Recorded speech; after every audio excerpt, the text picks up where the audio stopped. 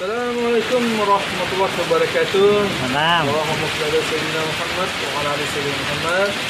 Sekarang ulun bersama tim Jelajah Sejarah Datu dan bersama kawan kita. Nah, kami anak sejarah makam siapa sih? Pangeran Ahmad. Pangeran Ahmad. Nah, yang ada di Jalan Tambak, Desa Wasan, Kecamatan Sumur, Kabupaten Maluku Selatan. Nah, jadi sementara kami berkado dulu karena cuaca hujan. Hujan. Jadi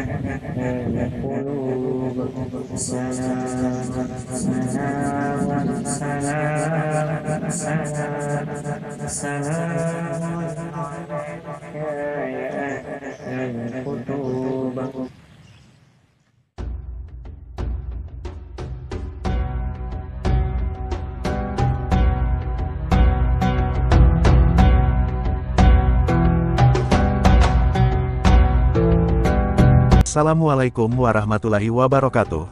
Sahabat jelajah sejarah Datu, penjelajahan sekaligus ziarah kami kali ini, masih berada di daerah Kandangan Hulu Sungai Selatan. Tepatnya kami tim jelajah sejarah Datu, sekarang berada di makam keramat pematang Babujur, berada di Jalan Tambak, Desa Wasa Tengah, Kecamatan Simpur, Hulu Sungai Selatan, Kalimantan Selatan. Tahukah sahabat, di kubah yang sederhana ini, ada beberapa makam tokoh-tokoh dari Kesultanan Banjar, salah satunya adalah Adipati wilayah Kandangan. Beliau hidup pada masa zaman penjajahan, bagaimana kisah sejarah beliau, berikut liputan kami selengkapnya. Dukung terus penjelajahan sekaligus ziarah kami, dengan cara like, komen dan subscribe, agar kami tetap semangat, untuk terus melakukan penjelajahan sekaligus ziarah ke makam datu-datu, baik yang tersembunyi maupun yang sudah terkenal, mengangkat serta mengumpulkan sedikit demi sedikit, kisah para datu-datu di tanah Kalimantan kita tercinta ini.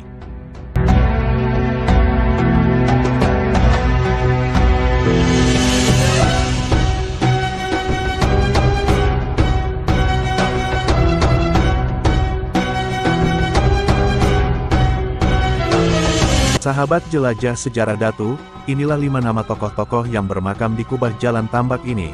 Seperti yang kita lihat ini adalah di samping kanan terdapat ada 2 makam, yaitu Pangeran Syarif Muhammad bin Hussein Bahashim dan sebelah kanan beliau ialah Ratu Syarifah Fatimah binti Hussein Bahashim.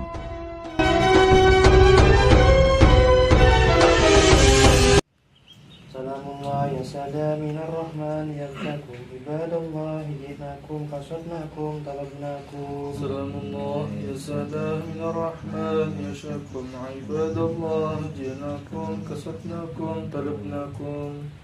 Tu'inuna tugisuna bihimmatikum wajadwakum fa'ahbuna wa'atuna atayakum hadayakum. Salamullah ya sada minar rahman yashakum ibadallah jinakum kasatnakum talabnakum. Fa'ahbuna wa'atuna atayakum hadayakum. Fakhayyabtum zanni fahasyakum wahasyakum. Salamullah ya sada minar rahman yashakum ibadallah jinakum kasatnakum talabnakum.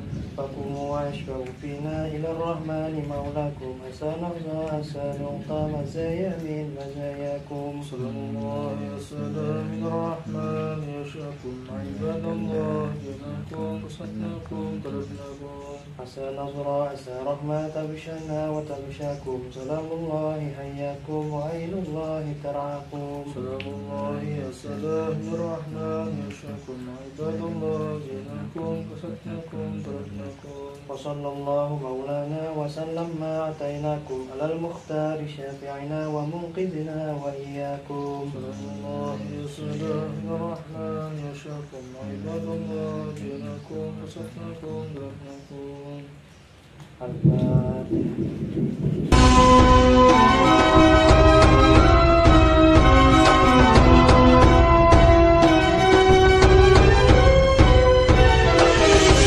Sahabat jelajah sejarah Datu, seperti yang sahabat lihat, di sebelah kiri daripada makam Pangeran Syarif Muhammad dan Ratu Syarifah Fatimah, tepat di samping sebelah kiri adalah makam 1. Pangeran Adipati Ahmad bin Sultan Sulaiman Rahmatullah. 2. Ratu Umi binti Sultan Sulaiman Rahmatullah. 3. Pangeran Mahmud bin Sultan Sulaiman Rahmatullah. Dan inilah penampakan makam-makam beliau.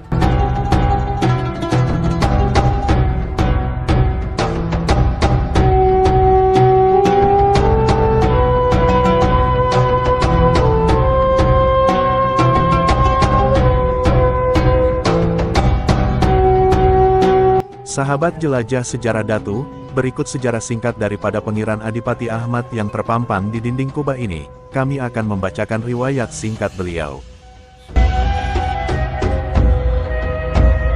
Assalamualaikum warahmatullahi wabarakatuh. Nah, jadi berikut ini sejarah singkat Pangeran Ahmad bin Sultan Sulaiman Rahmatullah.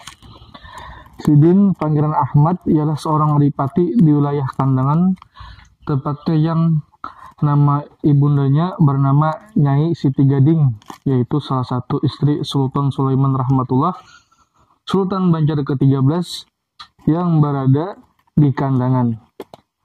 Jauh sebelum adanya distrik, dahulu adalah keadipatian wilayah Kesultanan Banjar. Setelah dihapus Belanda, Kesultanan Banjar lalu bernama distrik pada zaman kolonial Hindia Belanda. Adapun silsilah dari ayahnya yaitu Pangeran Ahmad bin Sultan Sulaiman Rahmatullah yang ada di Kandangan, bin Sultan Tamhidillah yang ada di Mahurum Keraton, bin Sultan Tamzidillah yang ada di Mahurum Keraton, bin Sultan Tamidullah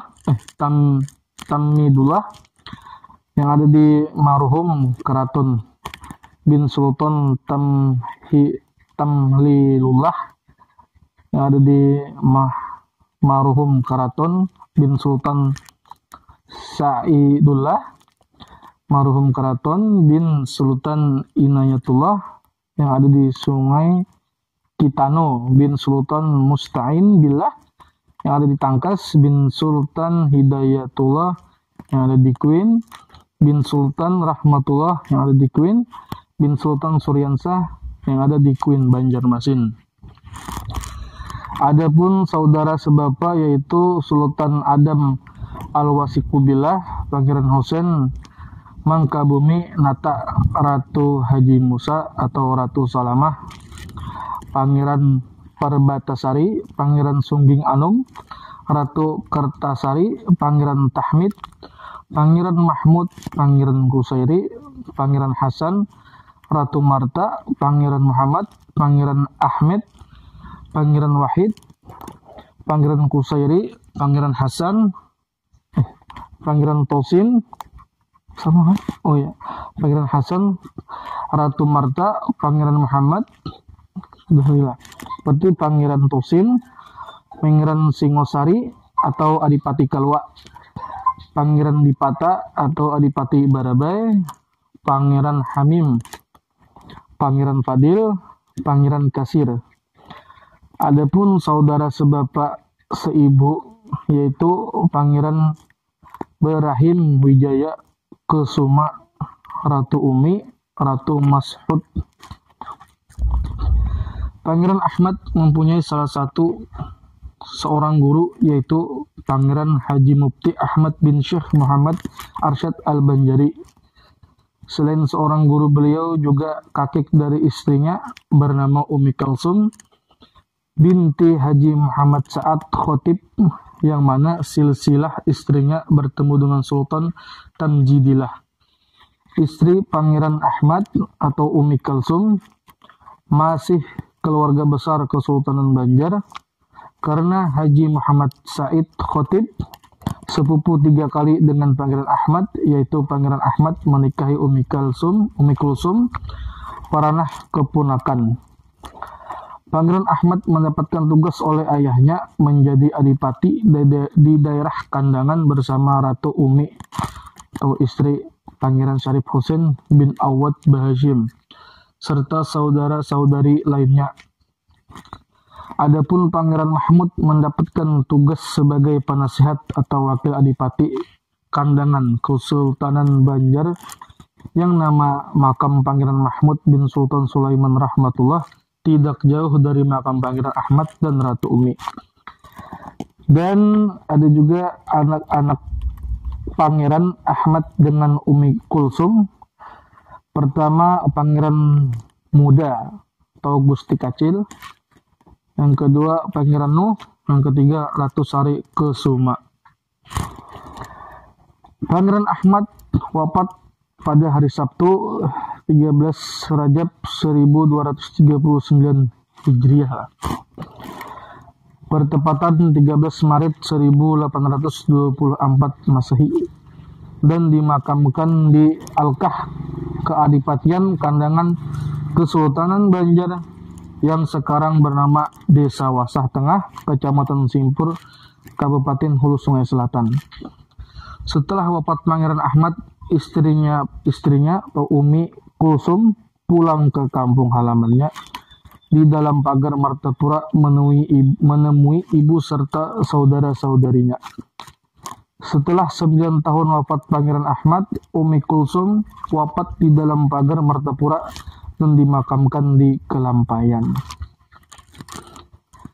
Ketiga orang anak Pangeran Ahmad sewaktu Perang Banjar pecah pada tahun 1859 sampai 1905 Masehi.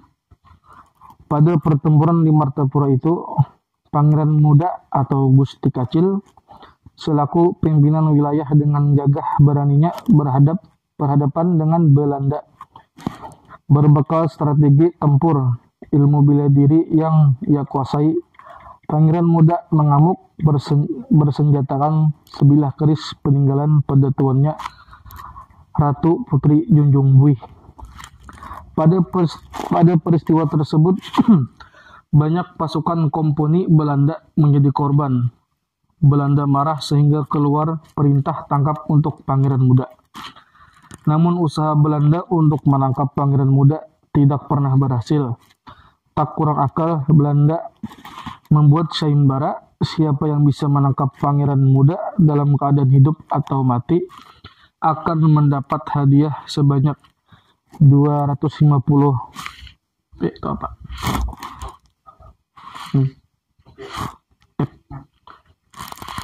Sayembara ini juga tidak berhasil untuk menangkap Pangeran Muda.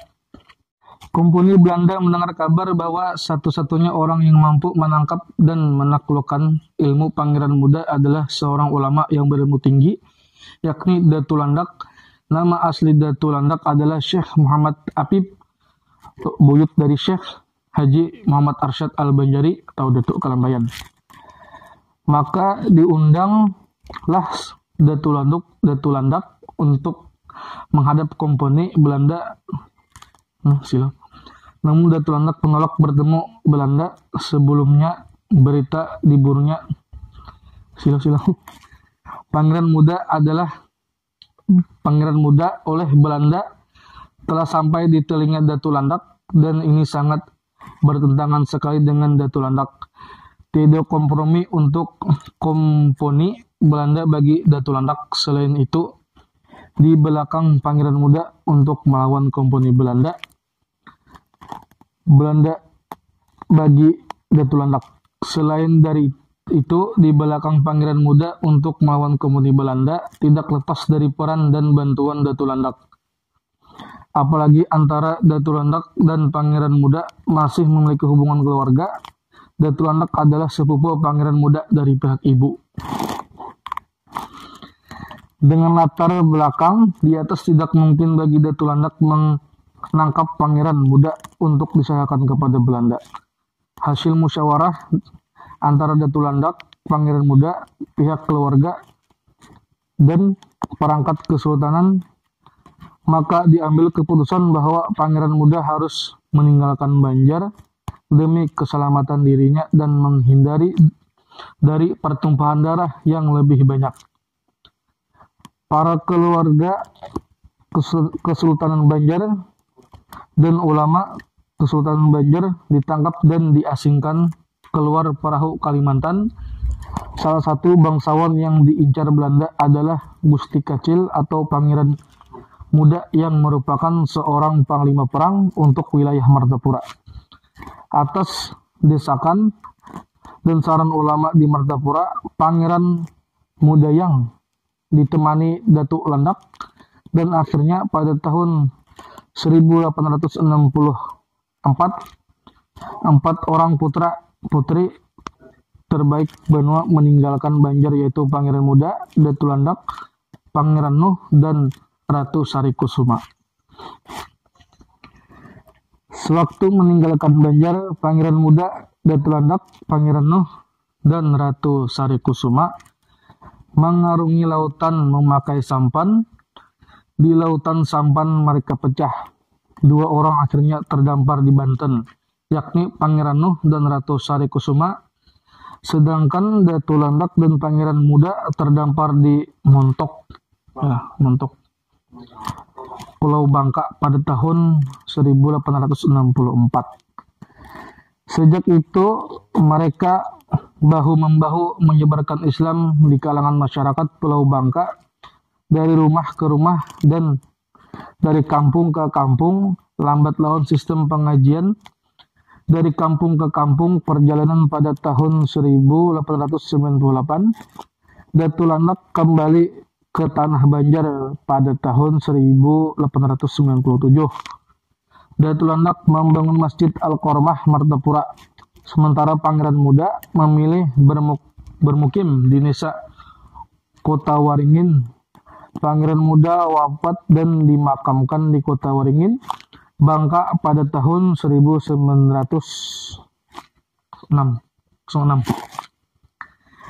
Nisan makam Pangeran Muda berbentuk nisan perempuan. Ini semua untuk mengelabui Belanda, karena sampai Pulau Bangka Belanda mencari beliau untuk ditangkap dalam keadaan hidup maupun sudah menjadi mayat.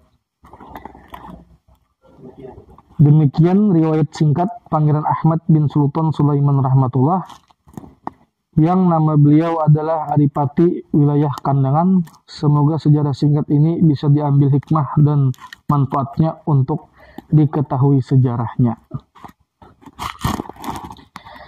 Di sini ada tertulis Haji Gusti Sopwan Hilmi Rom, keluarga besar Sultan atau Pangeran Hidayatullah Kasel, Kalimantan Selatan. Dan juga ada Guru Haji Sibawaihi, perwakilan keluarga besar Ratu Aminah binti Pangeran Toha Kalsel, Kalimantan Selatan. Dan ini ada juga pengurus makam keramat Pematang Bebujur, Tambak Kuasa Tengah. Ada Ustadz Zainal Ilmi, ketua, Haji Muhammad Arsyad sebagai wakil, Muhammad Said sekretaris, dan juga Habib Yusuf Basim, perwakilan Habib Yunus, perwakilan kerukunan keluarga Bahasim, Kabupaten HSS.